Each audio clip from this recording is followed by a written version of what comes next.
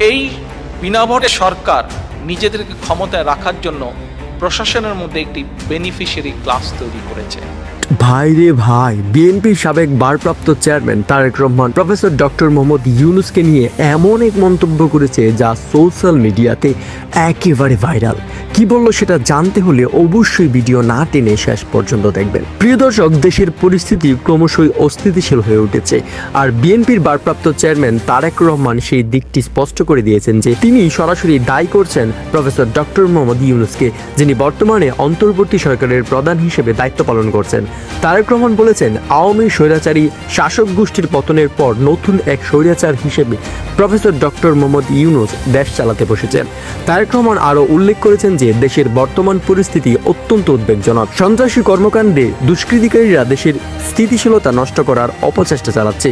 তারেক রহমান আরও যোগ করেন, ডক্টর মোহাম্মদ ইউনূস স্বৈরাচারী পন্থায় ক্ষমতায় টিকে থাকার চেষ্টা করছেন, তবে জনগণ আর এই ধরনের শাসক মেনে নেবে না।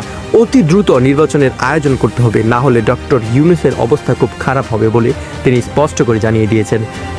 বিবৃতিতে তারেক রহমান সেনা অফিসার তানজিম সারোয়ার নির্জনের হত্যাকাণ্ডের জন্য গভীর শোক প্রকাশ করেন এবং দুষ্কৃতিকারীদের দ্রুত গ্রেফতার ও শাস্তির দাবি জানান।